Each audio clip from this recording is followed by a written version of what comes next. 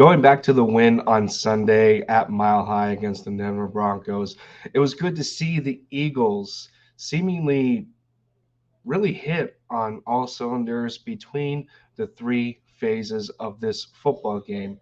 And we're going to revisit a little bit from my predictions in prior episodes on my channel versus the reality that was the result of this football game.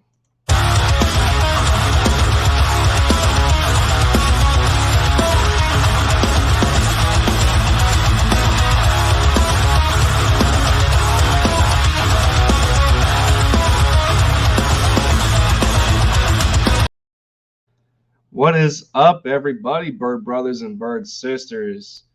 Lindy End Zone is in the building for the touchdown, taking the lead for the Eagles. One video at a time.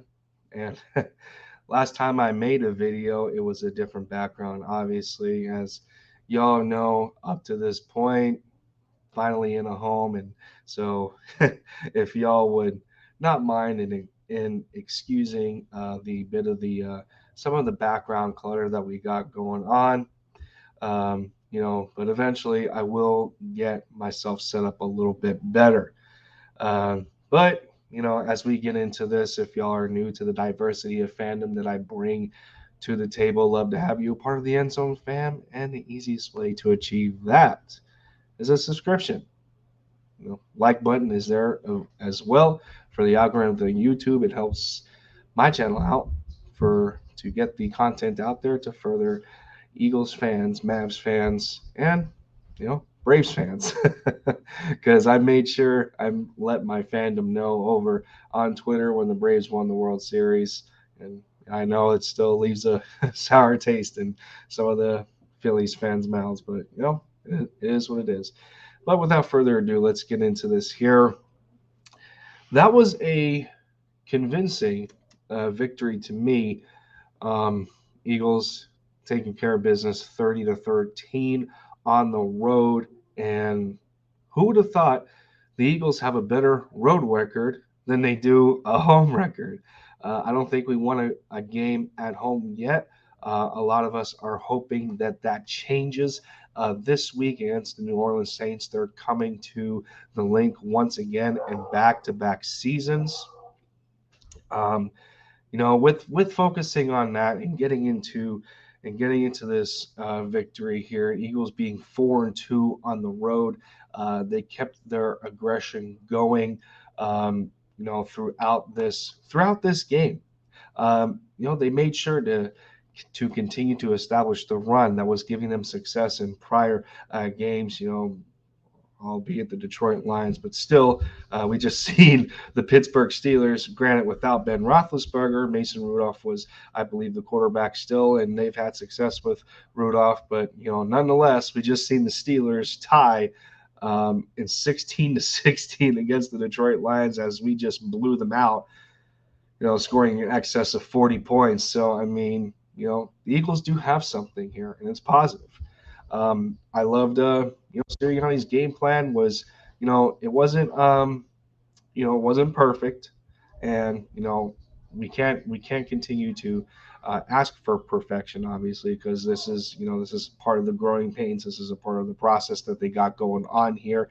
But for the most part, they had a really good game plan in place to attack the number 2 scoring defense in the NFL. They were 6th best against the run as well. They were 2nd, as I said, in points allowed in totality.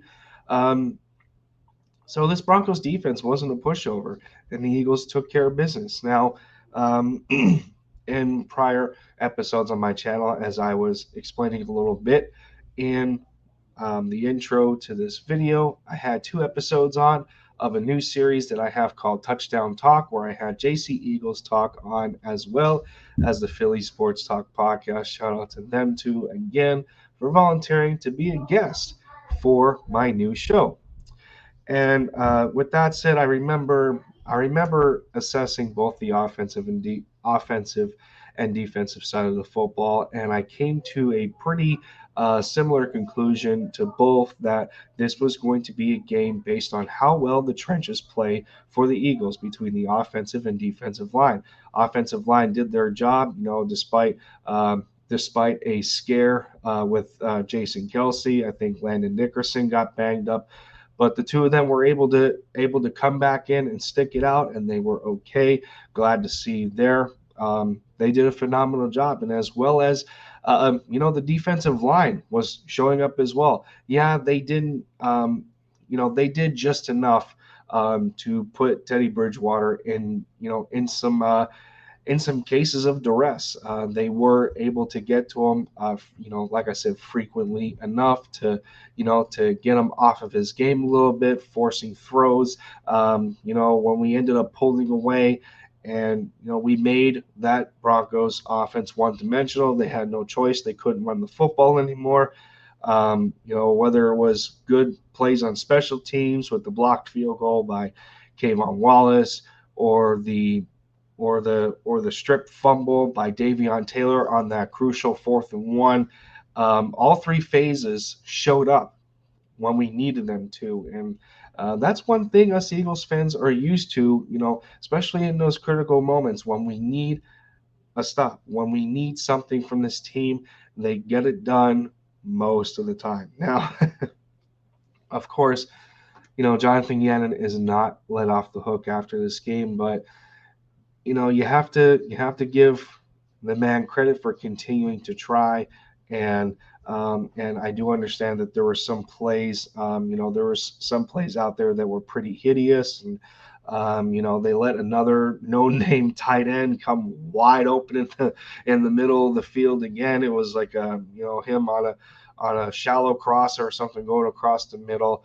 I think it was a linebacker in coverage on him, got a little bit aggressive in trying to deflect the pass, and fell a little early into the route, and let him go for a big gain.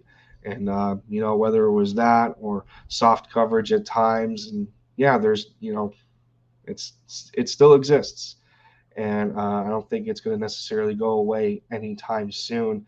But you know, with that all said, at the end of it all, I came out with a score prediction of 28.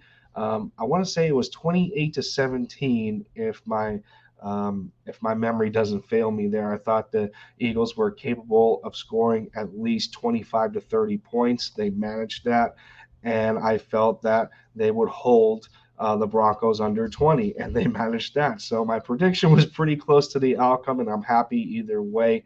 But of course, I didn't want to necessarily dive, deep into this. We've already had a couple of days to digest the victory, but let me know what you guys think down in the comments on, what this victory, what this win means to you in your assessment of the team going forward.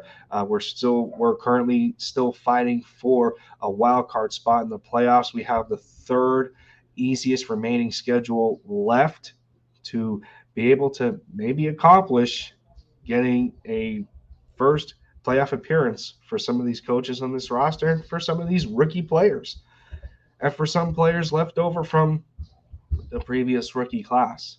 But again, let me know down in the comments on what you guys thought of this victory. What were the key points that what you guys seen, whether it was Jalen Hurts' fantastic first half, or Devontae Smith having a day on his birthday, or, big play Slay taking it to the house on the strip fumble by Davion Taylor. Uh, Let me know your thoughts down in the comments, everybody. I'm going to get out of here. Appreciate you watching the video. And with that said, I will see you guys next time. Fly Eagles, fly, bleed green. MFFLs, go Mavs. For the A, go Braves. I'm Lindy. Take care of yourselves, everyone. And I'll see you soon.